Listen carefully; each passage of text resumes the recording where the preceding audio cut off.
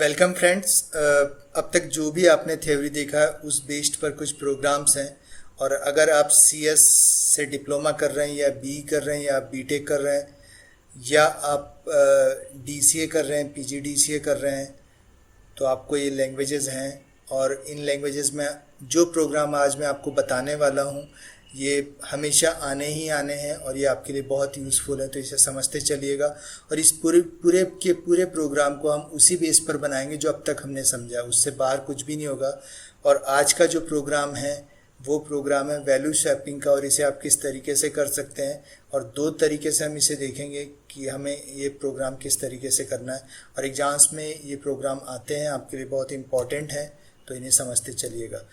Programme किस चीज़ का बना है ये जानना है या समझना है, तो आपको पता है कि हमें ये वाला जो सारा का सारा जो वैल्यू हम क्यों दे रहे हैं या प्रोग्राम क्यों बना रहे हैं, इसके लिए आपको डॉक्यूमेंटेशन सेक्शन में जाना पड़ेगा और आपको वहाँ लिखना पड़ेगा कि आप ये प्रोग्राम क्यों क्रिएट कर रहे हैं। तो सबसे पहले आप मेंशन कर दीजिए कि ये वैल्यू स्वैपिंग का प्रोग्राम है जहाँ पे दो वैल्यू स्वैप होगी।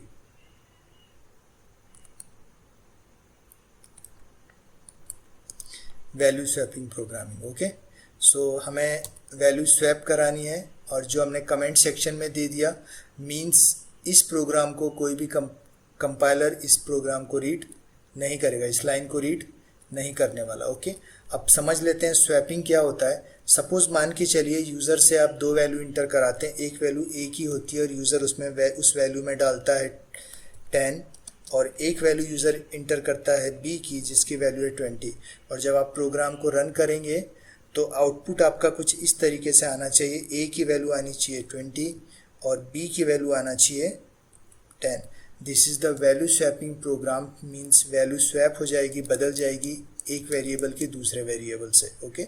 ये हम किस तरीके से कर सकते हैं, आइए इसे समझते हैं और इसे जानते हैं, ओके। आप देख सकते हैं यहाँ प्रोग्राम का स्ट्रक्चर लिखा हुआ है। मैं आपको रियल लाइफ में प्रोग्रामिंग किस तरीके से करनी है वो आपको समझाता चलूँगा और आपको बताता चलूँगा। तो कभी भी आप वेरिएबल का डिक्लेरेशन सबसे पहले नहीं करेंगे, वो आप तब करेंगे जब आप प्रोग्राम का लॉजिक लिख चुके होंगे, ओके। इसे हम छोड़ देते हैं। सबसे पहले हम आते हैं वो चीज़ जो हमें यूज़र को सबसे पहले मेंशन करनी है। मींस आप ATM में जाते हैं, कार्ड इंसर्ट करते हैं, या ATM में जाते हैं और जैसे ही आप खड़े होते हैं तो वहाँ से आपको मैसेज आता है इंसर्ट योर कार्ड, देन आप कार्ड इंसर्ट करते हैं। आपको मैसेज आता है enter your pin number, then आप पिन नंबर इंटर करते हैं। वैसे ही आपको सबसे पहले आपका जैसी प्रोग्राम रन होगा, आपका सॉफ्टवेयर रन होगा, तो मैसेज आना चाहिए enter the value of A and B और enter the value that you want to exchange और स्वैप, ओके। यहाँ पर एक मैसेज हम प्रिंट कराते हैं जो यूज़र के लिए होगा। तो यहाँ पर मैसेज हम डिस्प्ले कराएंगे यूज़र के लिए, inter the value of A and B, okay. आपको पता है प्रिंटफ कैसे लिखना है, किस तरीके से लिखा जाता है, ये मैं आपको ऑलरेडी प्रीवियस वीडियोस में सब कुछ बता चुका हूँ। नेक्स्ट आप आएंगे स्कैनएफ में।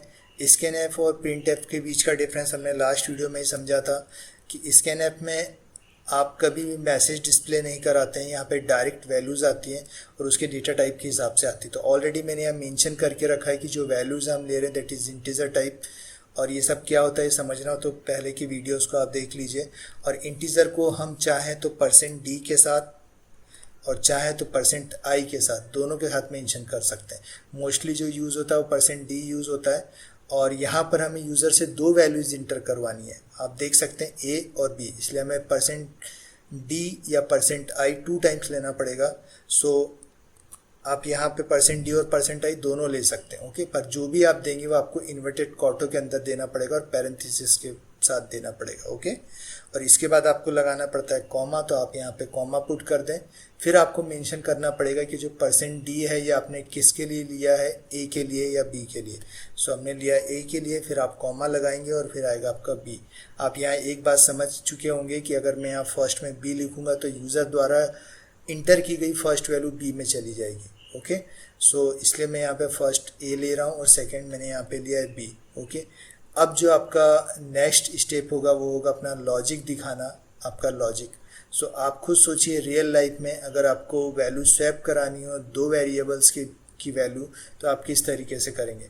फर्स्ट वीडियो हमने जाना था कि वेरिएबल जो होते हैं, वेरिएबल लाइक अ कंटेनर जहाँ वैल्यू होल्ड करवाते हैं। ओके, सो अभी फर्स्ट में हम बनाएंगे 3 वेरिएबल लेकर, और हमारे तीन वेरिएबल होंगे, उसमें ए बी और सी होगा, और यूज़र से हम 2 वैल्यू इंटर करा रहे हैं, ए की और बी की। ओके, सो चलिए देखते हैं किस तरीके से कर सकते हैं। मान लीजिए आपके पास 3 वेरिएबल्स हैं, सो वैल्यू कैसी स्वैप होगी, चलिए इसे समझ लेते हैं। ठीक है, सो सबसे पहले आप यहाँ लिख लेंगे, मैं आपको समझाता चलता हूँ, C इक्वल टू बी, और फिर आप लगाएंगे सेमी कॉलन। सेमी कॉलन क्यों लगाते हैं, क्योंकि कंपाइलर जब इस लाइन को रीड करेगा तो उसे लगेगा कि उसे बताना पड़ेगा कि ये लाइन यहाँ फिनिश हो चुकी है, आपको न्यू लाइन पर जाना है। ओके, सो अब मैं आपको वेरिएबल डिक्लेरेशन बता देता हूँ। तो यहाँ पर आपने किया A, B, C और फिर सेमी कॉलन। ओके, मीन्स आपके पास 3 वेरिएबल्स हैं, 2 की वैल्यू आप यूज़र से इंटर करा रहे हैं और एक वेरिएबल आपका खाली है। तो आपने क्या किया, मान लीजिए सपोज यूज़र ने 2 वैल्यू इंटर किया है, और वो 2 वैल्यू कौन सी है, A की वैल्यू है 5 और B की वैल्यू है 10। अभी सपोज मैं आपके एग्जांपल के लिए आपको मान लेता हूँ कि A की वैल्यू 5 और B की वैल्यू 10 है। ओके, सो आपने क्या किया, हमने समझा था कि इक्वल टू का मतलब होता है कि राइट हैंड साइड की वैल्यू को लेफ्ट हैंड साइड में पुट करना।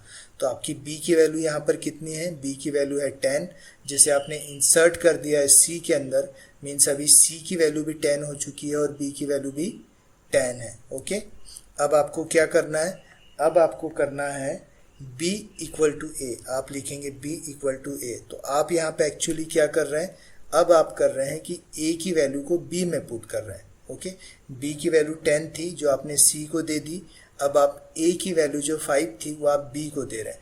तो अब यहाँ पर A की वैल्यू भी 5 हो जाएगी और B की वैल्यू भी 5 हो जाएगी। इस स्टेज पर आपकी A की वैल्यू भी 5 है और B की वैल्यू भी 5 है। कहने का मतलब ये है कि जब कोई वेरिएबल अपनी वैल्यू किसी दूसरे वेरिएबल को देता है, इट डजेंट मीन कि उसकी वैल्यू खाली हो जाती है, वो बस अपनी वैल्यू किसी दूसरे को ट्रांसफ़र कर रहा है। ओके, उसकी कॉपी दे रहा है एक्चुअली। सो अभी यहाँ पर A की वैल्यू भी 5 हो गई है और B की वैल्यू भी 5 हो गई है, मीन्स B के अंदर A की वैल्यू आ चुकी है। अब सिर्फ हमें A के अंदर B की वैल्यू डालनी है जो हम ऑलरेडी C के अंदर डाल चुके हैं। तो आपको क्या करना होगा, आप यहाँ लिखेंगे A इक्वल टू C, और C की वैल्यू कितनी थी, C की वैल्यू थी 10 जो ऑलरेडी B इसको दे चुका था। इट मीन्स आपका जो पूरा का पूरा प्रोग्राम है वो कंप्लीट हो चुका है, वैल्यू स्वैप हो चुकी है। अब सिर्फ आपको मैसेज में डिस्प्ले कराना है। सो आप यहाँ पे डिस्प्ले करवा सकते हैं।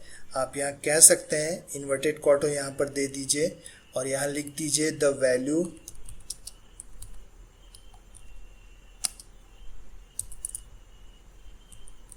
Of A equal to %D, और फिर आप लगाएंगे कॉमा और आप यहाँ लिखेंगे A, और सेम मैसेज आप नीचे दे दीजिए। आप चाहे तो एक ही प्रिंट ऐप में मेंशन कर सकते हैं, पर मैं आपको अच्छे से समझाना चाहता हूँ इसलिए मैंने यहाँ पे इसे 2 बार लिख दिया। The value of B equal to %D and then comma and then B। Okay, sorry, ये यहाँ आना चाहिए था। ओके, ये हो गया एंड देन ये आपका प्रोग्राम जो है वो कंप्लीट हो चुका है। अभी आप इसको पहले कंपाइल करके देख लीजिए। सबसे पहले आप हमेशा प्रोग्राम को सेव करेंगे, तो आप इसे सेव कर दीजिए। आप प्रोग्राम C का बना रहे हैं तो उसे .cpp के साथ कभी भी सेव नहीं करेंगे, क्योंकि फिर कंपाइलर C++ का वर्क करेगा। ओके, और आप चाहते हैं कि कंपाइलर C का वर्क करे तो आप .c एक्सटेंशन के साथ सेव करेंगे और सिर्फ बीन तक लेकर जाएंगे और उसके बाद अपने नाम से सेव करेंगे। सपोज मान लीजिए मेरा नाम एक्चुअली मिलिंद है, तो मैं सबसे पहले अपना एक्सटेंशन दे दूंगा और यहाँ लिखूंगा value swapping VS, okay .c, और इसे ओके कर दूंगा। तो ये मेरा जो प्रोग्राम है वो सेव हो चुका है। अब आप आएंगे कंपाइलर पे, पहले कंपाइल करके देखेंगे कोई एरर नहीं है, प्रेस यानी कि प्रेस किया और यहाँ पर रन किया और आप देखेंगे कि यहाँ पूछ रहा है what is the value of A, तो मैंने ए दे दिया 32 और बी दे दिया 11 और आप देखेंगे द वैल्यू ऑफ ए कुछ गार्बेज वैल्यू आ रही है, कुछ गड़बड़ हो गई है हमसे। या गड़बड़ क्या हो गई है, क्योंकि हमने स्कैन ऐप में एड्रेस नहीं दिया है, वो हमें एड्रेस देना चाहिए था, तो हम लगाएंगे यहाँ पे एड्रेस ए और एड्रेस बी ना। ये क्यों लगाते हैं हम, क्योंकि जो वैल्यू हम यूज़र से इंटर करा रहे हैं उसे हमें बताना पड़ेगा कि मेमोरी में इस वैल्यू के लिए कौन सी जो लोकेशन है वो रिज़र्व की गई है आपके कंप्यूटर की मेमोरी में। इसलिए हम ये एड्रेस देंगे, तब वो यूज़र द्वारा वैल्यू दी गई वैल्यू उस जगह पर जाकर मेमोरी की उस लोकेशन में सेव होती है। ओके, सो रन करके देखते हैं वापस से और फिर से हम देते हैं एक वैल्यू, तो हमने दे दिया 23 और 33 और आप देख सकते हैं ये वैल्यू यहाँ पे स्वैप हो गई। आप देख सकते हैं ए की वैल्यू हो गई 33 और बी की वैल्यू हो गई है 23। और आप चाहें तो इस प्रोग्राम में आप यहाँ पर लगा दीजिए CLR SCR, ताकि जो पहले का बैकग्राउंड वो क्लियर हो जाए, मीन्स पहले का जो आउटपुट था वो क्लियर हो जाए। देन कंट्रोल F9, आप देखेंगे ए की वैल्यू आपने दे दी है 12, बी की वैल्यू दे दी है 44। आप देख सकते हैं ए की वैल्यू है 44 और बी की वैल्यू है 12। ओके, और जो आप प्रिंट एफ का मैसेज देते हैं उसे आप और इंटरेस्टिंग बना सकते हैं। वो किस तरीके से बना सकते हैं, तो आप सिंपल लिख सकते हैं इंटर द वैल्यू और आप यहाँ पे कॉलन लगा दीजिए A and inter the value, आप यहाँ पे कॉलन लगा दीजिए बी। ये उतना ही सुंदर दिखेगा जितना आप लिखते चलेंगे। और यहाँ पे आप मैसेज डिस्प्ले करा सकते हैं the value of a equal to, तो आप यहाँ पे कुछ इस तरीके से करा दीजिए ताकि ये और अच्छा लगे और सुंदर लगे। जब आपका प्रोग्राम, जब आपका आउटपुट आए तो उतना ही सुंदर दिखे। तो मैं इसमें यहाँ कॉलन ऐड करते चल रहा हूँ, तो आप देखिएगा कितना डिफरेंस आता है जब आप प्रोग्राम्स को रन कराते हैं और वो प्रोग्राम का जो आउटपुट है वो कितना अच्छा दिखता है। ओके, सो यहाँ पे इसको लिया आपने, यहाँ पे किया कंट्रोल F9, यहाँ पे देखिए आप enter the value of A and B. So आपने वैल्यू 8 किया तो यहाँ पे वैल्यू आ गई 33 और यहाँ पे नेक्स्ट वैल्यू आ गई 44। तो आप देखेंगे ए की वैल्यू 44 है और बी की वैल्यू 33 है। ओके, अब इसी प्रोग्राम को आपको एक और तरीके से बनाना है और वो तरीका क्या है, वो तरीका ये है कि आपको अब थर्ड वेरिएबल, मीन्स ये जो आपका वेरिएबल है कौन सा सी, आपको वो यूज़ नहीं करना है। सो मैं यहाँ से सी को हटा देता हूँ और सिर्फ हमारे पास अभी दो वेरिएबल है, दैट इज़ ए और बी, और फिर हमें करना बाकी का पूरा स्ट्रक्चर जैसा का वैसा रहेगा, सिर्फ आपको लॉजिक बदलना है। ओके, सो स्ट्रक्चर एरर ना हो इस बात का आप ध्यान रखेंगे, सिंटैक्स एरर ना हो इस बात का ध्यान रखेंगे। अब आपको बदलना है लॉजिक, तो अब लॉजिक आप किस तरीके से बदलते हैं चलिए देखते हैं। अब आपके पास सिर्फ दो वेरिएबल है ए और बी, तो अगर रियल लाइफ में सिर्फ दो वेरिएबल हो ए और बी और आपको उसको स्वैप करना था, आप किस तरीके से करेंगे, सबसे अच्छा तरीका क्या है चलिए देखते हैं। तो आप ए और बी को प्लस करके ए में इंटर करा दीजिए। सो मैंने यहाँ पे लिखा A equal to A plus B और फिर लगाया सेमी कॉलन। यहाँ पर मैंने क्या किया, ए और बी की वैल्यू को प्लस करके ए के अंदर पुट कर दिया। मैंने अभी आपको बताया था कि राइट हैंड साइड की वैल्यू लेफ्ट हैंड साइड में पुट हो रही है। ए की वैल्यू कितनी है, मान लीजिए यूज़र ने इंटर किया ए की वैल्यू 5, हम एज्यूम कर रहे हैं यूज़र कोई भी वैल्यू डाल सकता है, ये लॉजिक हर एक वैल्यू के लिए बराबर रहेगा। ए की वैल्यू है 5, बी की वैल्यू है 10, सो टोटल वैल्यू कितनी हो गई 15। तो अभी ए की नई वैल्यू कितनी है 15। ओके, अभी तक जब तक ये वाला लॉजिक है। ओके, अब आप क्या करेंगे, अब आप लिखेंगे b equal to a minus b, तो आप लिखे हैं b equal to a minus b.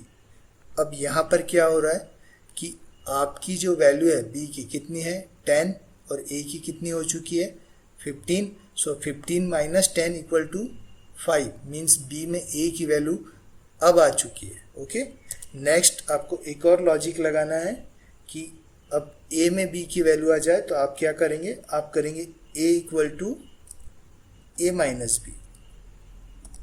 Okay, और लगा देंगे सेमी कॉलन। अब यहाँ पे क्या हो रहा है, ए और बी की वैल्यू, मीन्स ए की वैल्यू आपकी कितनी थी, ए की वैल्यू थी आपकी 15 और बी की वैल्यू कितनी थी आपकी 5, तो 15 माइनस 5 10, तो ए में आ चुका है 10। आप चाहें तो रन करके देख लें।